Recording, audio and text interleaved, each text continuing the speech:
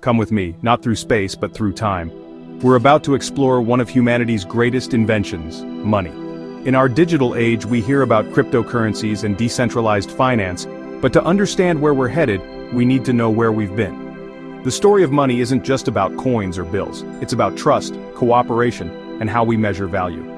Value itself is a human story, and money is the language we use to tell it. When we talk about Bitcoin or Ethereum, we're adding to a saga that began thousands of years ago. Every debate about digital currencies echoes ancient arguments about salt, shells, and silver. Seeing money as a technology, like the wheel or the printing press, helps us understand its power and pitfalls. Money lets strangers collaborate on massive projects, but it can also be misunderstood and misused. The myths we believe about money's origins shape the systems we build today. If we think money is a simple, natural progression, we miss the complex social engineering behind every currency. The real story of money is full of ingenuity, mistakes, and surprises. So let's set our coordinates for the deep past and separate fact from fiction. The tidy story of money we learned in school? Mostly a myth. By exploring this past, we gain the critical thinking needed to assess new forms of money on our horizon. Our journey begins not with a trade but with a tale. Let's bust one of the biggest myths in economics, the barter origin story. The tale goes that people once swapped chickens for spears, but this was supposedly inefficient, so money was invented. It's a neat story, but it's almost entirely false. There's little evidence any society relied mainly on pure barter. Early communities were tight-knit. If your neighbor needed chickens, you'd just help out, knowing favors would be returned. Life was a web of mutual obligations, a gift economy, not a market economy. Anthropologists find that traditional societies tracked credit and debt in the collective memory, not through spot trades. Giving created social bonds, not immediate trades. Barter did happen, but only between strangers or enemies, rarely within the community. So why does the barter myth persist? Thinkers like Adam Smith used it to explain money simply, but it strips away the social context. It imagines our ancestors as cold traders, not cooperative group members. The truth, money didn't replace barter. It formalized the complex ledger of debts and credits that already held societies together. Our ancestors' economies were built on trust, memory, and relationships, not on haggling over chickens and spears. Understanding this changes how we see money's true origins. The real story is about community, not just commerce. Before coins, humanity tracked value through social ledgers, shared memories of who owed what to whom. In small communities, your reputation and honor were your most valuable assets.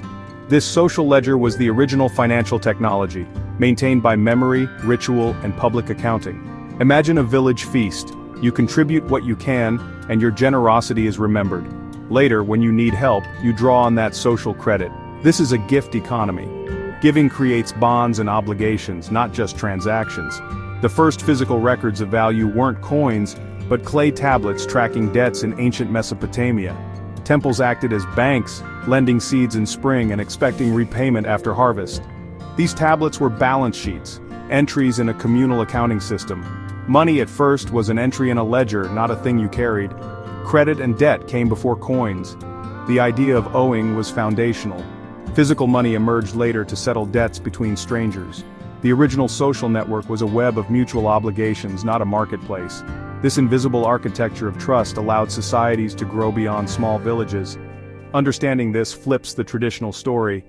Money began as a tool for social cohesion, not just trade. Our financial systems still echo these ancient patterns. The roots of money are in relationships, not just resources. If money didn't come from barter, where did physical money come from? Societies needed a standard unit to measure debts, so they turned to useful, standardized items, commodity money. Grain, salt, cattle, and shells all served as early money because they were valuable and widely recognized. In Rome, soldiers were paid in salt. In Africa, cattle were wealth. In China, cowrie shells were currency. These choices weren't random. They were durable, portable, and divisible. Not all valuable things make good money. A rare painting isn't practical for daily trade.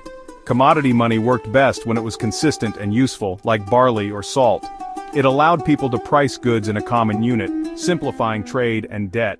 But commodity money had problems. Cattle die, grain rots, salt is heavy. Enter metals.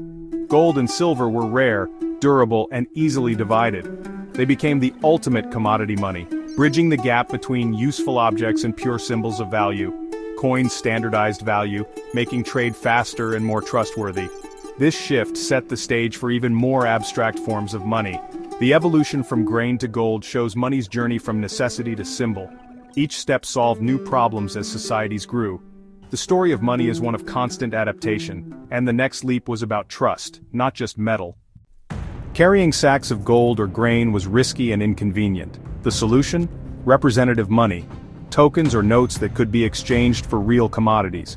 Merchants deposited gold in warehouses and received receipts, which soon circulated as money themselves. The paper wasn't valuable, the promise behind it was. This leap required trust in the issuer, not just the object. In medieval Europe, goldsmiths' notes became early banknotes. In China, paper money emerged, backed by government reserves. But this system had risks. If trust in the issuer failed, the money became worthless. Bank runs and fraud exposed the vulnerability of representative money. The value of paper was only as strong as the institution behind it. This era marked a shift from trusting things to trusting promises. Money was now a matter of belief. What if money had value simply because a government said so? That's fiat money, declared legal tender, not backed by gold or silver. Its value comes from collective trust and government authority. We accept it because we know others will too. The government enforces its use and manages its supply. The gold standard once limited this flexibility but was abandoned in 1971. Now nearly all currencies are fiat, giving governments tools to manage economies. But this power comes with risk. Print too much and trust collapses. Fiat money is a technology of belief, powered by faith in the state. Its value is fragile, resting on prudent management and public confidence. The story of money is now about managing trust at scale. Our faith in money is what keeps it alive. The story of money is a branching tree of innovations. From cattle economies and Babylonian ledgers to the first coins in Lydia, each leap solved new problems. Coins standardized value, making trade easier. China pioneered paper money in creative forms like bronze knives and cowrie shells. Rome's coins spread across continents, but debasement showed the dangers of manipulating money. The Renaissance brought banking and international finance. Central banks emerged to manage national money supplies. The 20th century saw the rise and fall of the gold standard, digital payments, and in 2009, Bitcoin. Bitcoin introduced decentralized cryptographic money, no central authority required. Each innovation tackled trust, value, and exchange on a bigger scale. The journey from cattle to code is a story of human ingenuity. Gresham's law, bad money drives out good. When two coins have the same face value but different metal content, people hoard the valuable one and spend the debased one. This happened in Rome. Old, pure coins vanished, while new, debased coins circulated. People always keep the asset with real value and spend the less valuable one.